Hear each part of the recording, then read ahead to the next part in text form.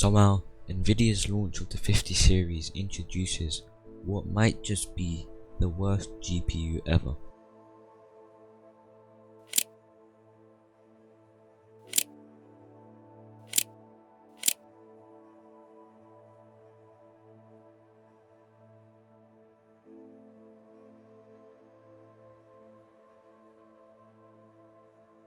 Brother, this TikTok song matches the RTX's lies. And if you want, I'll tell you lies.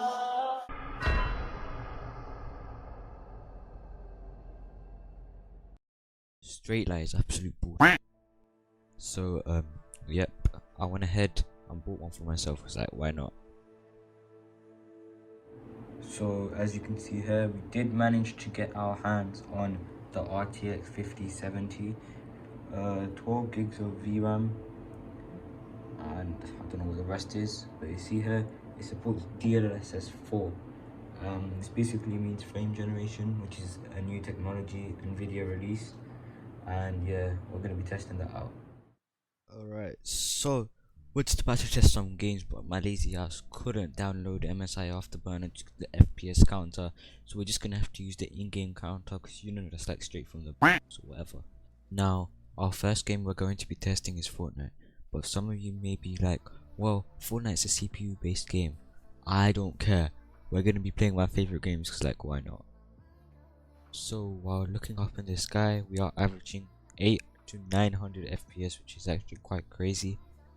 And in game we are averaging 5 to 600 FPS, which is absolutely phenomenal, and I'm really actually happy with this. So yeah, so far the PC is actually proving to be a monster. The next game we tested was Hogwarts Legacy. We managed to get 500 FPS, ultra settings 4K, using frame generation on the 5070. Now some of you may be put off by frame generation, but it's actually useful if you have a high base frame rate, which our high base frame rate was averaging about 160 on max settings. Also, we maintained it while flying around, so that's another successful game that we've completed. So the next game, I did not manage to get many captures of the game itself. However, FPS we gained, max settings was ranging above 240 FPS, which is really good, because it is a AAA game that I am playing right now. The next game that we played was Miles Morales, the Spider-Man game. I have to say, playing on this max settings was quite different compared to the PlayStation 5. It was like a lot smoother, especially because it was running at a stable 240 FPS in every single fighting situation at max settings. So far, the 5070 is proven to be a beast, like absolutely crazy for the price.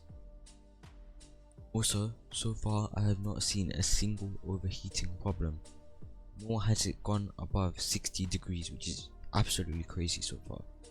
That's enough of testing out games. You can see that the RTX 5070 does really good with games, seeing as it's a 4070 Super with AI frame generation. However, the real test comes now when I'm trying out video editing, which is what's making me produce this video for you guys. So I'm just gonna report like some statistics on how long it takes to render a video on the RTX 5070, and then from there I'll compare if it's good or not with my old laptop, which had a 3060 mobile version. Okay, we've ran into a problem. It seems to be that my laptop is currently at the shops right now because it's getting repaired, so we won't be able to actually compare video editing right now. But if I pull up some charts, I'll show you the charts and the differences between two generations of GPUs.